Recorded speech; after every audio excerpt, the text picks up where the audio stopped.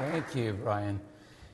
What a pleasure it is to be with you. I guess having heard that introduction, I would rather that we lost that one and it was Uncle Alan.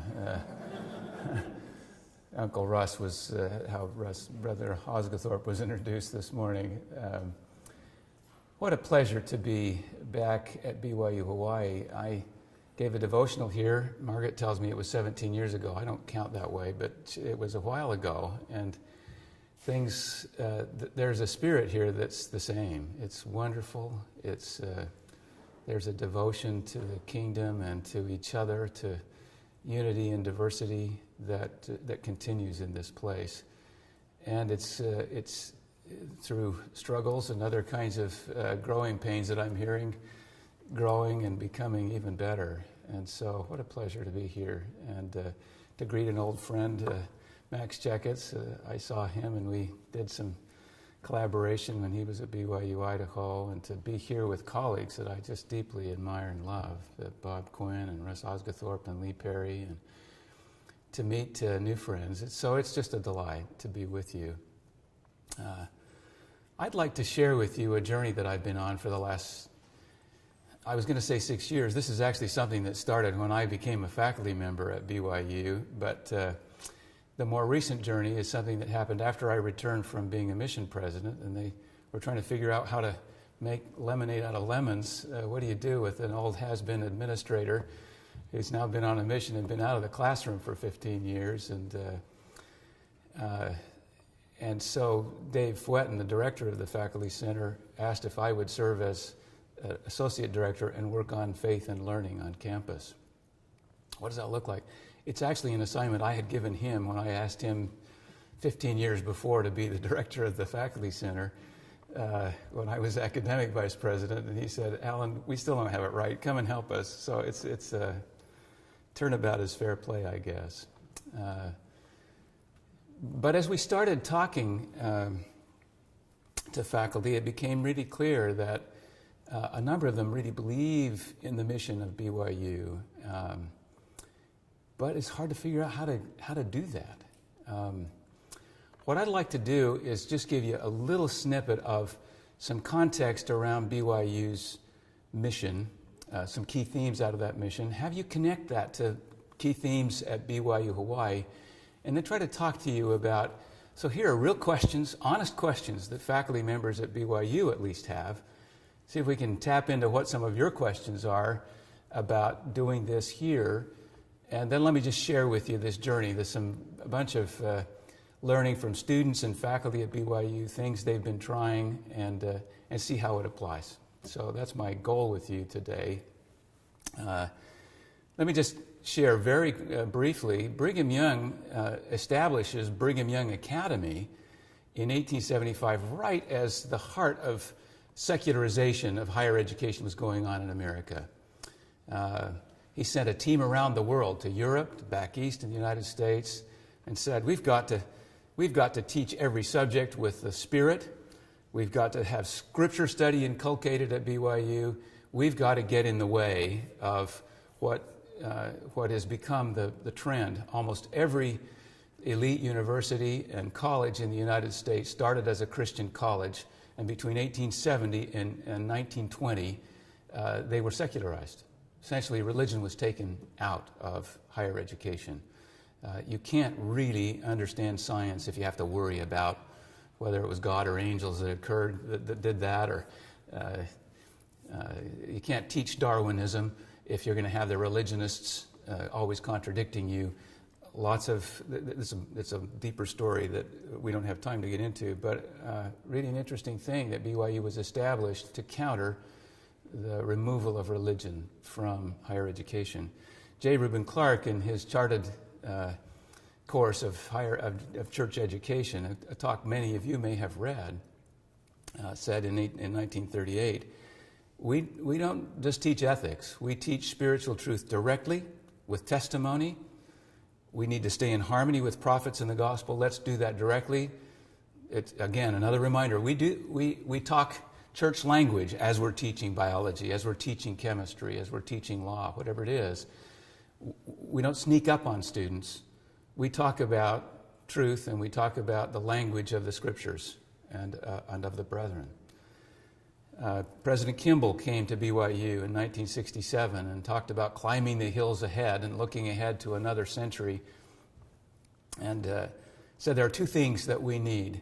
We can't always be teaching religion, the most important thing, our covenants, our faith. We do need to teach academic subjects. We know that, and we won't spend as much time. But that's okay as long as we have role model faculty members, and that's who we hire. I presided over hiring for lots of years at BYU, and I'm back doing some of that again. Can't stay out of it. But the brethren spend more time deciding who can work at church schools, BYU Hawaii, BYU Idaho, BYU. They spend more time on that than they do on who's going to be called as the bishop or the stake president. It's tremendous scrutiny. And their goal is to find the very best academics, but to find academics who are role models, who live the gospel. They want very much for young people to be associating with people of faith and people of character, because they know that that's the primary, if not one of the probably the primary way that most of us learn is by watching. And so he said that besides that, although you won't be teaching religion categorically in every class period, you ought to keep your subject matter bathed in the light and color of the gospel, was the way he said it. A number of us in the early 1990s tried to capture that in terms of some objectives or aims of a BYU education. John Tanner was the draftsman and just has a facility with writing. But he and Bruce Hafen and Todd Britch and I were involved in listening to faculty members, trying to look at the foundation documents, and then define the kinds of objectives, the things we would look at to see if we were accomplishing what we were about. And we came up with 4 objectives, that a BYU education should be spiritually strengthening, intellectually enlarging, character building, leading to lifelong learning and service. John Tanner and Bruce Hafen, Elder Hafen, then Provost Hafen, took that to talk to some of the brethren. President Packer read that, and he said, "Ooh, this reads like Scripture." In part it did, because we'd quoted a lot of Scripture and a lot of the words of the brethren. But he went on to criticize it a bit. He said, "You act as though those 4 things, particularly spiritually strengthening and intellectually enlarging, but also character building and ongoing learning, that those are 4 things that are separate. As though you could learn things spiritually, one hat, you could learn things intellectually, another hat, and that would somehow there would be a character development." He said, "Really?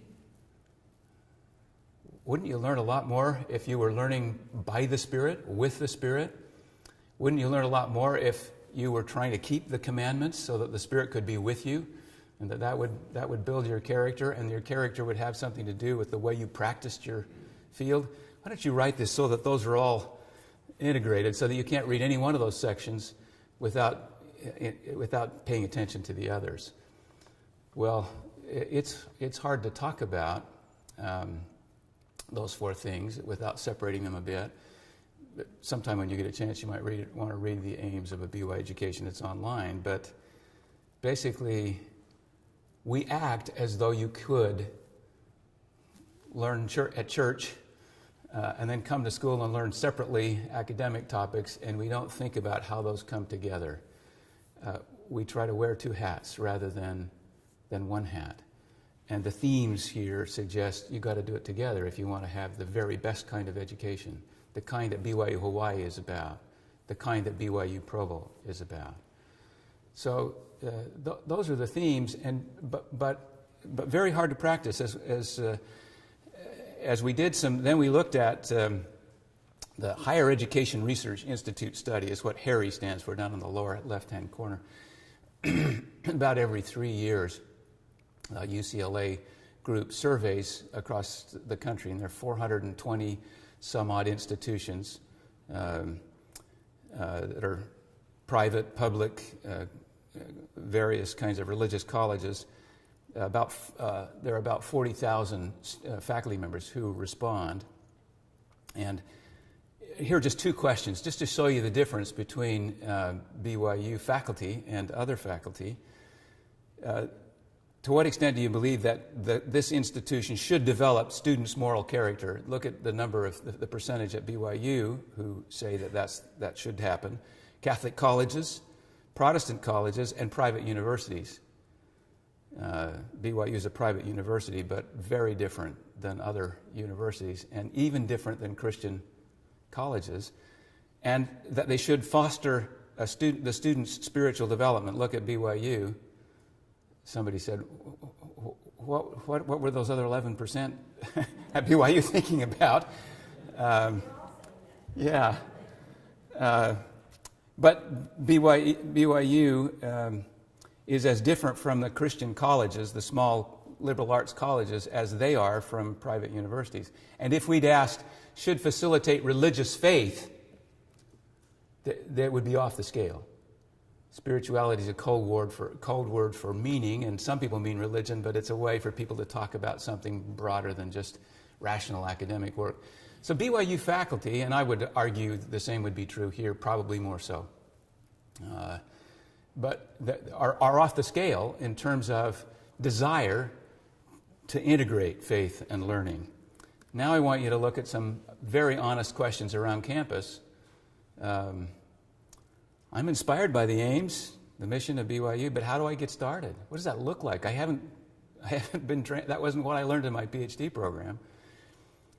Aren't there disciplines where the gospel doesn't apply? As a matter of fact, we have surveys at BYU where we talk about the extent to which you felt spiritually inspired, or felt the gospel was brought up, or your testimony was increased in your math class, or in your statistics class, or chemistry class. In many of the science disciplines, the response will be NA, not applicable. That's not what you do in math, in chemistry. So aren't there some where it doesn't apply? Might praying and bringing up the gospel lead to less critical thinking and lower expectations for performance?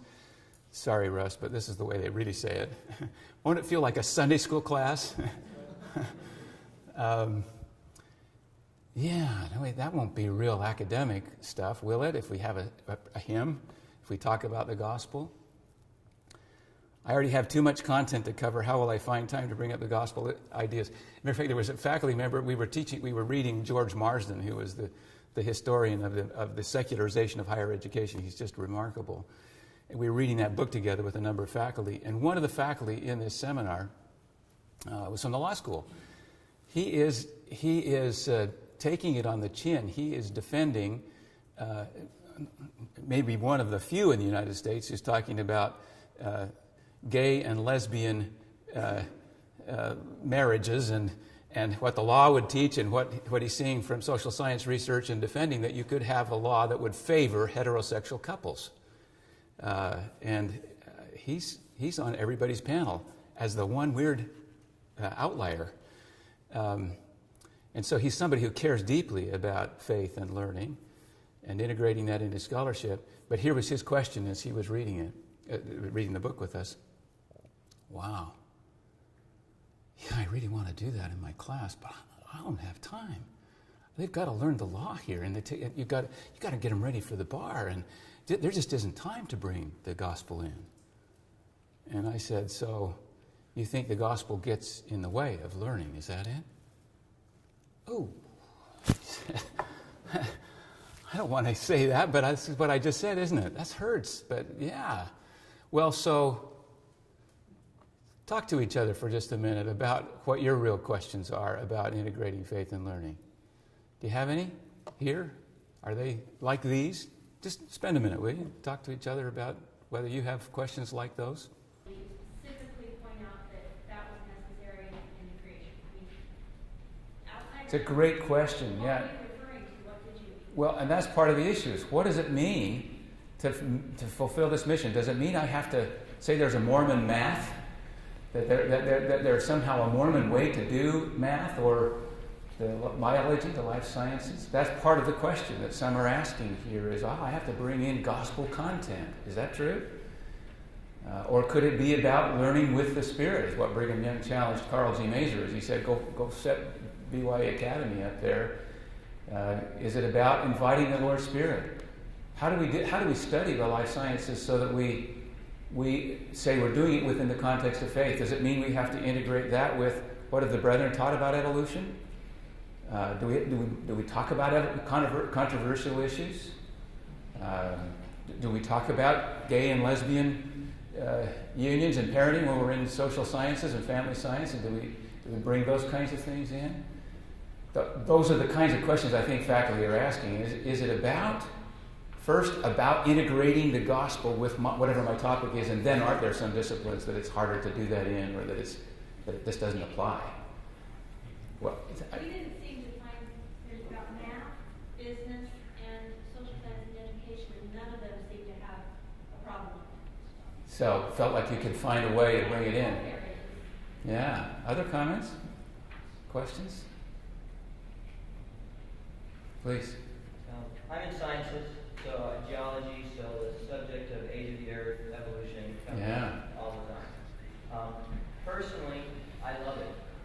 I think that we do students a disservice if we don't bring it up. Because if they don't get it from us, if they don't get it from me in my class, my students, they're going to get it someplace else, and they're not going to get it with the perspective that I have. So one of the things that I try to do is I plan out my content of how much material that I feel that the students are going to need within my course. And then when we get to a so-called controversial subject, it only takes 5-10 minutes sometimes to basically just express my opinion or my view. And most of the time, I like to point out that it's not doctrine, but just my opinion based on my own life experience. And I think that's one of the things sometimes I've had colleagues that are afraid to offer their opinion. They want to just portray it as this is the way that it is. And so I try to be very careful to say, okay, here is what we know from science, and here's my personal way that I reconcile that. And so just as going back to this idea of being an example of just, this is how I deal with it. You don't have to deal with it that way, but at least they have some kind of thing to go off of after taking my class. Thank you. Wonderful. Any other thoughts? Please. This sounds bad, but I'm constantly having to ask my students in class to please not talk about the gospel in their papers. And that's because it does seem in some ways an easy way for them to teach English. And we read books and literature, and that's an easy way for them to sidestep talking about the books and just talk about what they feel more comfortable with. And I've thought about this a lot, and I don't know if this is wrong, but I kind of feel like what my job is not necessarily to bring the gospel label and slap it on English, which sometimes we can't explicitly and organically talk about those things in the class that comes up. But mostly I feel like my job is to make them feel that what they're doing, English studies, reading these books, that is also the gospel. That is a spiritual endeavor. Show them how to do that spiritually and see that a lot of the same questions, a lot of the same ideas and answers. It's the whole, all truth being circumscribed in the whole concept. That they don't have to separate these, that they can be a spiritual person and a righteous person while engaging this discipline, this subject, that it's also part of the gospel, if that makes sense. So finding the parallels, going deeply into that literature and trying to say, are there some things we can really understand, going more deeply into that, and then come to how does that relate to the gospel? Don't start with the gospel first. Do you specifically talk about the gospel? Allow that at some point, or how does that work? Absolutely, but also the idea that there are parts of the gospel that maybe aren't contained in the scriptures that we have, that are contained in these other places, in our study of these other disciplines, that they will find truth there, truth that they might not find in their Sunday school classes. Do you have the parallel to evolution? That there are some dark literature, there are some things in the literature that you read that is not consistent with the gospel? Absolutely, yeah, and those are pretty obvious. We can trust students to figure that out pretty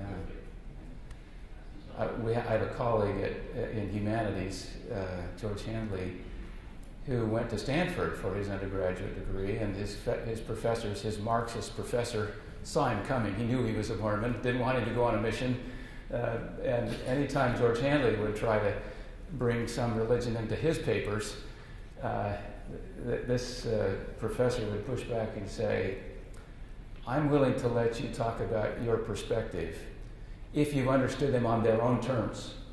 You first understand their language, try to understand what they're teaching, understand the context.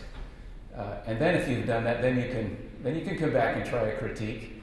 But I want you to understand them first.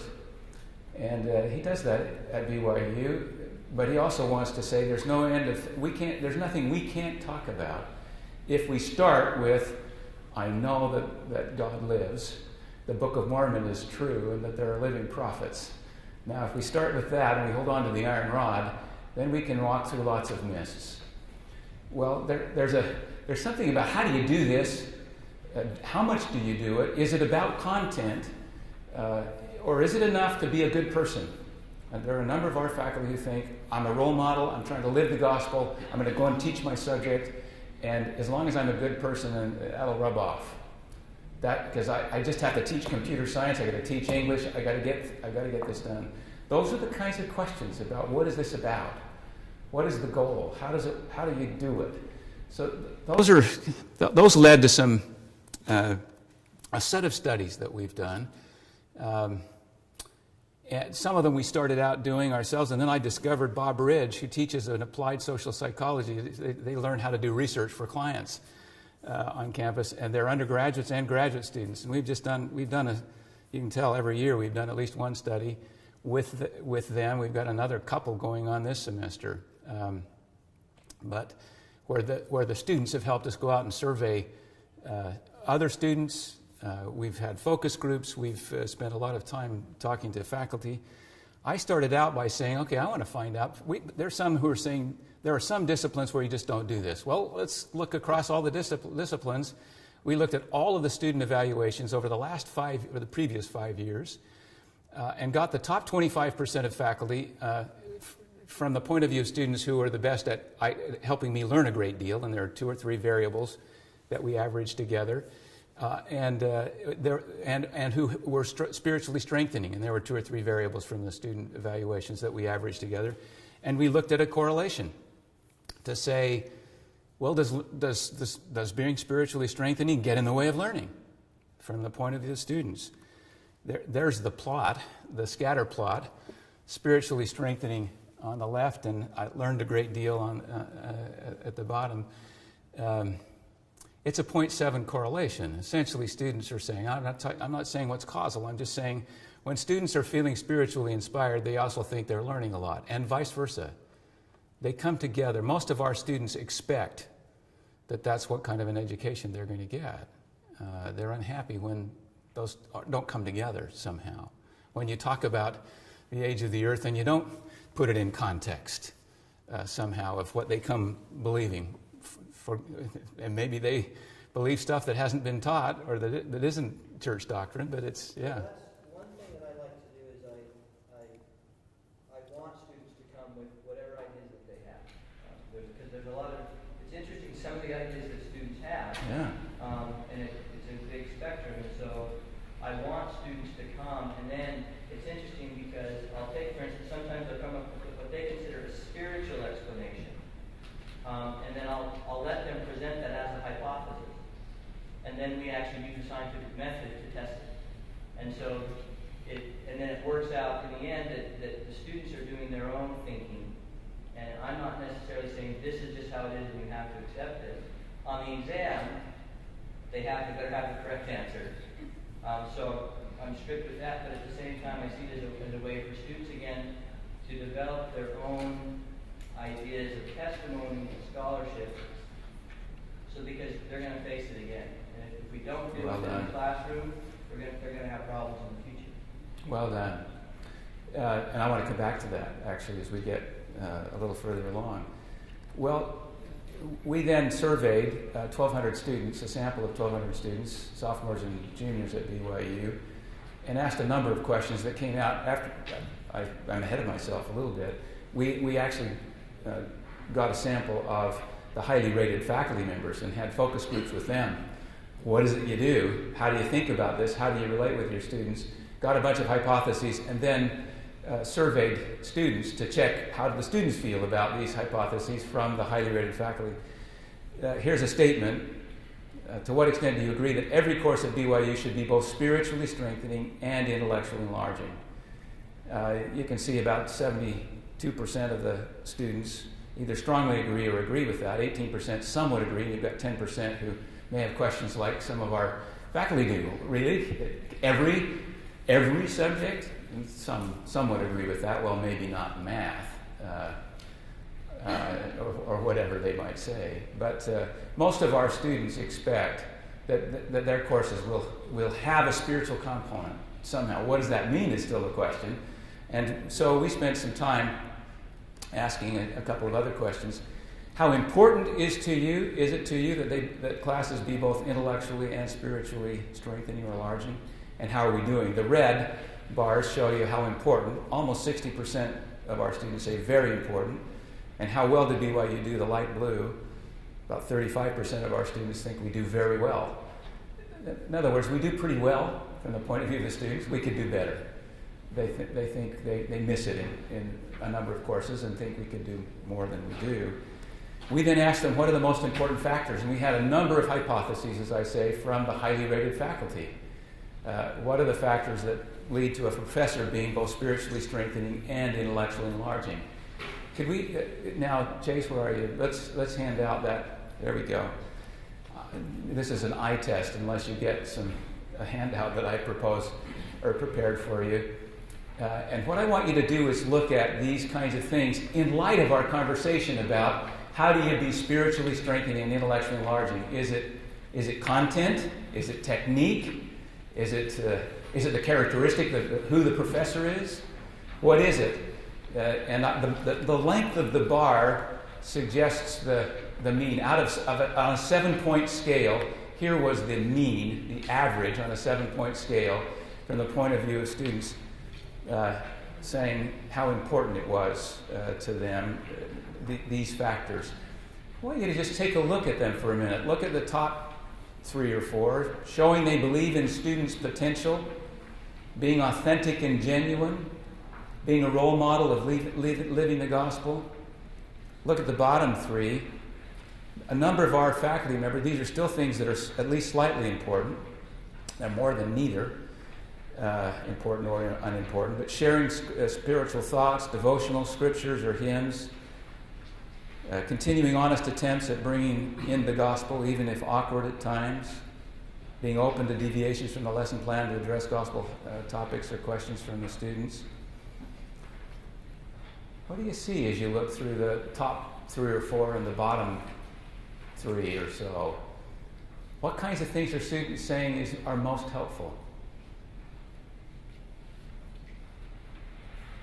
Yeah. The stuff you're not really doing in class. I mean, the top ones aren't necessarily talking about gospel principles that you're actively doing in class. It's more of example-based or just genuinely caring. Yeah, that's interesting, isn't it? Any other observations, please? I think combining the spiritual and the secular, it's a way of being instead of doing and adding on things. When it's natural for the faculty member, students can feel it.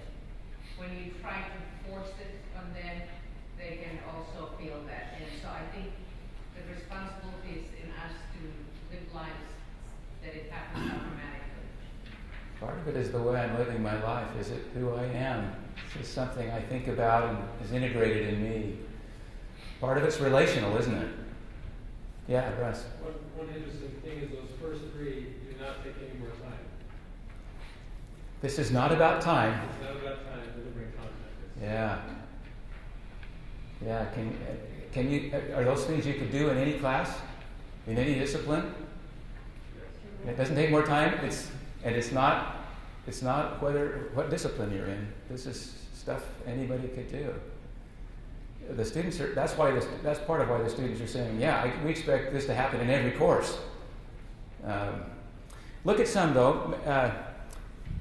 feeling concern and empathy, having rigorous intellectual standards, taking on controversial subjects in their field with a gospel perspective. There's the evolution or the dark literature or the whatever it is. If there are some of those and they somehow don't come, you're studying DNA and somebody talks about DNA in the Book of Mormon, wait a minute, if you're not willing to bring those into the class or allow them to come in and have a conversation. So there are some things in some disciplines that you'd better be ready and be willing to talk about somehow in the context of faith. So this isn't that there isn't content that's relevant, but it's first about being, characteristics, relationship, and then taking on issues, helping me with difficult subjects. Well, there are a set of things that we then have been involved in for the last several years now with focus groups, trying to get concrete examples from students about what's helpful, what's not so helpful, what differentiates the most highly rated faculty members on spiritually strengthening, intellectually enlarging, and the least highly rated. It turns out that just whether you're willing to ask them questions and listen to them and get engaged with them, some of the stuff we talked about this morning, are you really willing to engage me and find out whether I'm understanding or not, what my questions are, and engage those? It turns out that is a real predictor. I want to show you, though.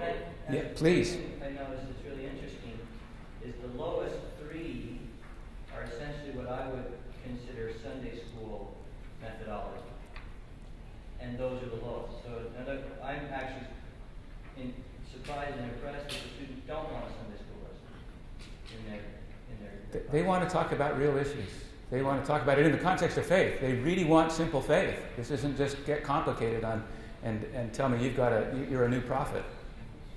They really do want to say, in the context of real faith, how do you deal with these difficult issues?